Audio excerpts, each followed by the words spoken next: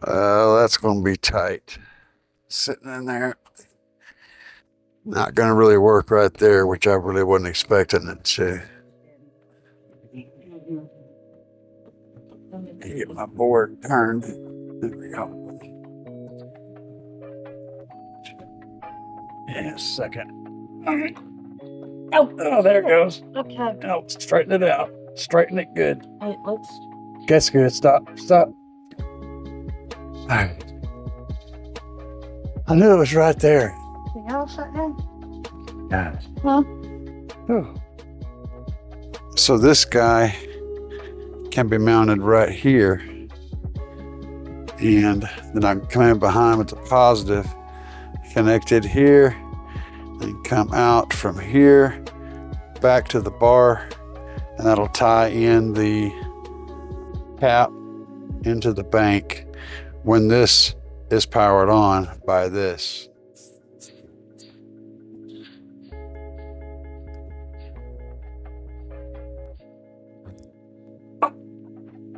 Black. All right.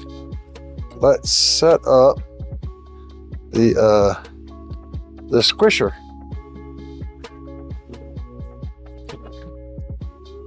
So we have the squisher in place. We'll be ready to squish.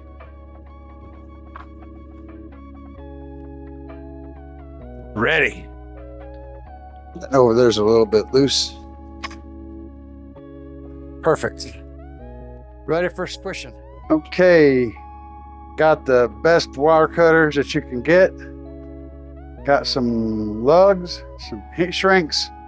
Got the crimper. Got the heat gun. Yeah, that's all the stuff.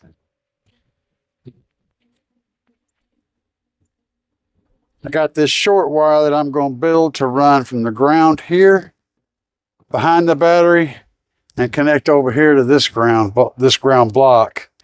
And I'm going to get me another wire, probably not one of these that I got laying up here.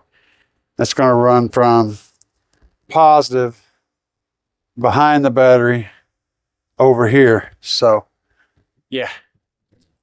So I found this wire. It's long enough to go from there to over here, but it's going to need some loving. This end doesn't look bad down here, but this end has had a rough life.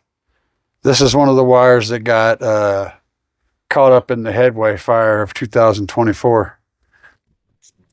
So we're going to have to make it prettier, but I'm going to recycle it because I'm a recycling fool.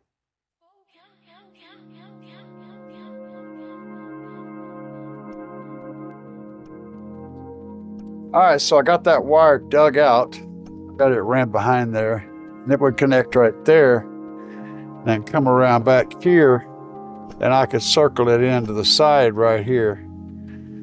So that would be good. That is, if I don't use the relay, but I am going to use the relay. So we're going to come in, and I'll go underneath these wires. I can slip it under here, and it'll come up right here and connect. So obviously, I can make it shorter than what it is. Now, the logical thing to do is to leave wires long. I could always leave this extra little bit on here, but this is the part that got kind of melted and kind of messed up. So I'm going to trim this off back to where it's clean, and then shorten it, and then we'll be good. So there'll be plenty of room to do that trick.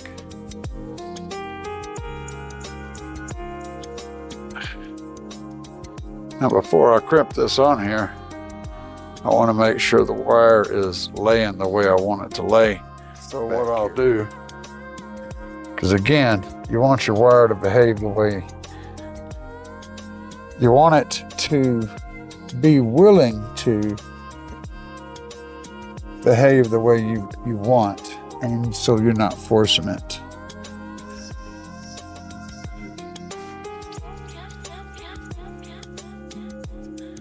If it's willing, it's going to be a much better experience for everybody. So we'll pull it through here. Get it like it's going to sit back there.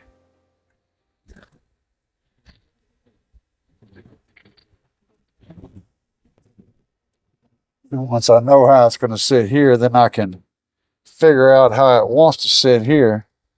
And I can adjust that lug so that it'll line up. It'll naturally want to be where I want it to be. Then when we got that figured out, we go ahead and crimp it right where it was.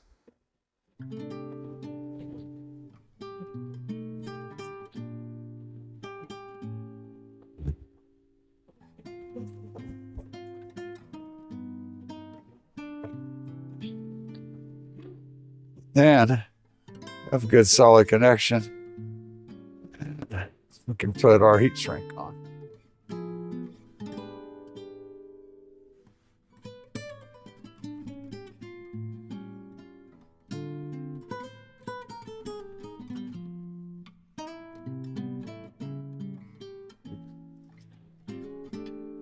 So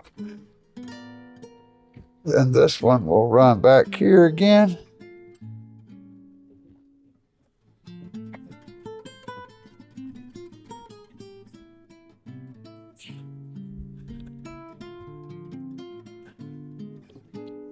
So connect there and connect there. Now we got to do this ground cable, which is going to connect right there. So hooking that one to there, run it behind, it's going to have it turned this way, and that's how we want it. So now we can crimp that just like it sits.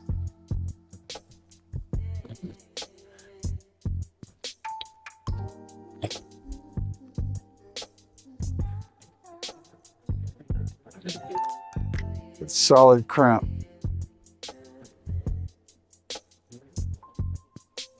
Now we'll do our heat shrink.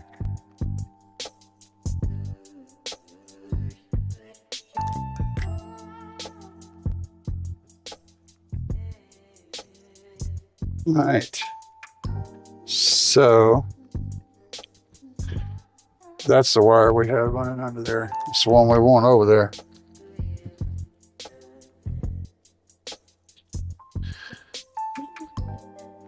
Slip it through here.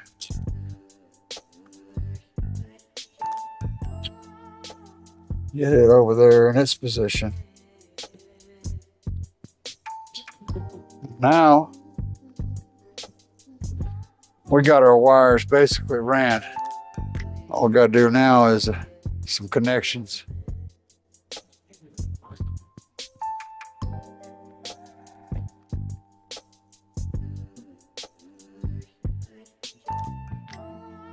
So that'll come in from back there.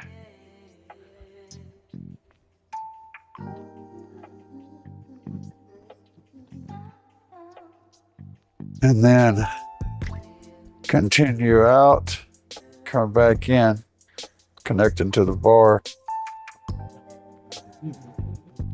And we'll have our connection. And no further than that's going. Number one, we're only capable of 500 amps here.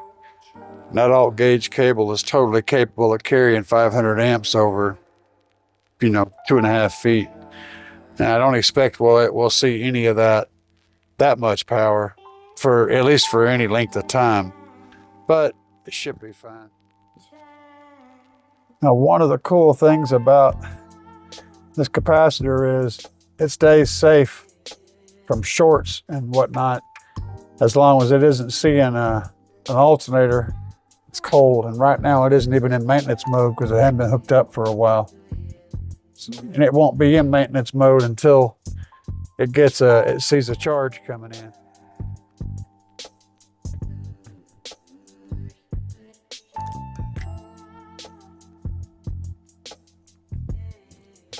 Get these all on here finger tight. so I can figure out the routing and make sure the routing is all good. I can always do a loom to pull this down right here so that it's not right up against that ground terminal. Now the ground comes in and connects to this bar, so I take the cover off.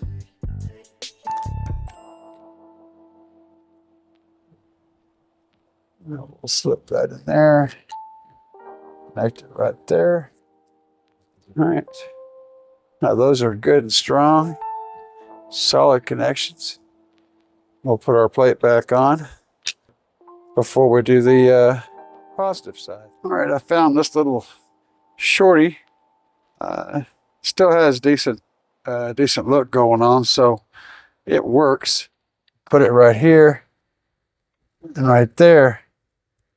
And I like the green aesthetic in here.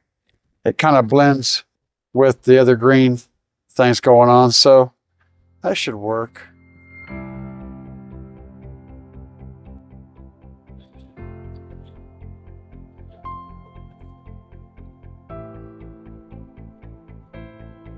Bob's your uncle. All right, guys, I've got that switch temporarily wired up.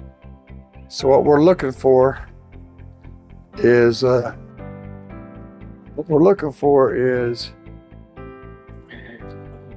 that light to come on there, which I'm gonna have to give you guys a different angle.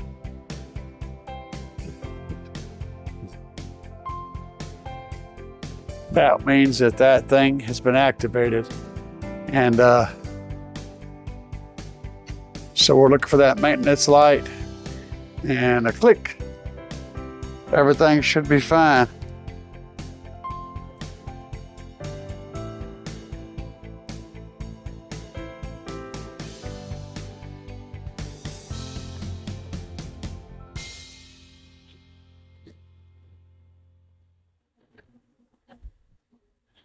And we got our maintenance light, which means the switch worked.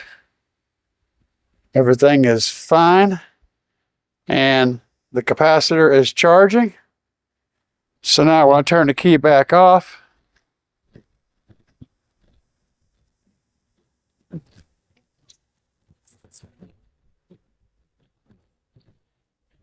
I heard the switch disengage. And the maintenance light will stay on for a little bit because now it's off. So yeah, that's working. That's working. Now all I got to do is go eat, come back out and start doing all the cleanup work, do this wiring properly. Bob's your uncle. All right, guys, I've heard it said that these devices cause a voltage drop from one side to the other. So let's just see if they're the same on both sides right now. We'll connect to the ground over there. We're at 14.7 on that side and 14.71, 14.71, 14.71. There's no voltage drop. The voltage is exactly the same going through that. So that's a plus. If you're wondering about whether or not the voltage would change, it doesn't. Now I started the vehicle up and it ran for about a minute or so and the green light's on the capacitor, so it's contributing to the system. Everything is hunky-dory. Let's do an SPL test and see just whether or not we're getting 148.9 in the kick, because that's what we got last time. Now we will set our meter to hold by setting that to P3. On P3, and then we push the hold button again, and now it will hold the maximum voltage, the maximum SPL, the lowest voltage, excuse me, it'll hold the maximum SPL, the frequency that occurred, and the voltage that it was setting at whenever it occurred. So we'll be able to get 3 different pieces of information.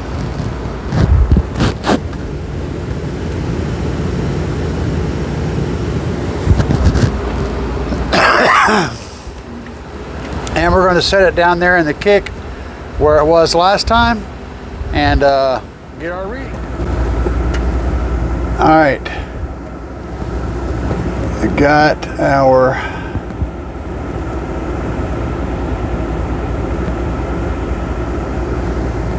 our track plan.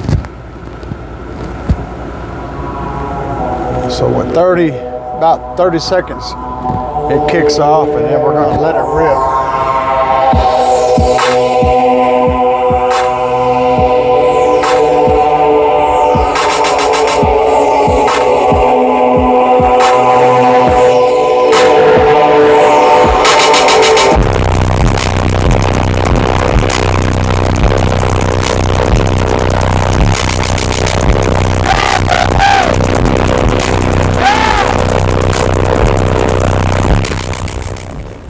Let's have a look and see what the numbers are. So then once you get that recording, man, this is the highest I've gotten in here. You get that recording, you hit the mode button, it shows you the frequency you were playing, or the frequency where it maxed out. Hit it again, we dropped to a 12.4. When we got our highest score, we were sitting at 12.4. But we hit a 149.3 in the kick. So we went up a half a decimal.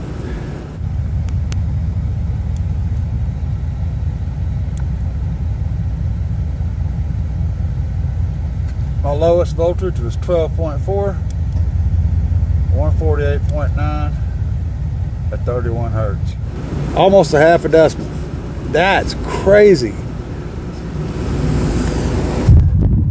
So if you guys are wondering how we went up when the voltage was actually either the same or a little less than it was last time, it's because of current. We were able to pull a lot more current to compensate for that. So whenever this thing went to getting busy, we were able to pull extra current from the capacitor that we didn't have before. That little bit of extra current was enough to bring the score up and to give us a little bit more oomph at the amplifier and bring the score up. So all I need to do now is just clean things up, and we made a big plus, guys. Win for science and for bass. All right, guys, let's see if we did any good.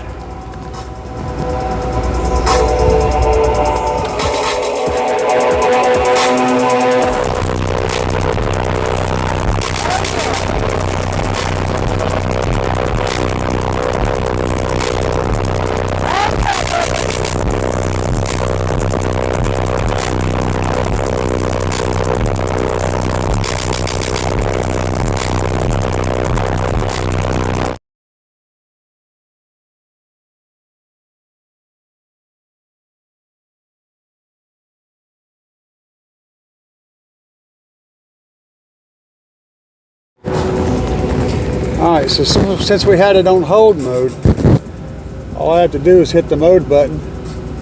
So it shows that we played 31 hertz, that was where we maxed at. And we had 12.5 volts whenever we got that score. So our voltage was the same as it was before. But our current wasn't. We had more current available stored up in that spring, in that capacitor. And that took us from a 148.9 in the kick to a 149.4 in the kick. And that's with one window down in the kick. Get her done, man. We're getting closer to that 150.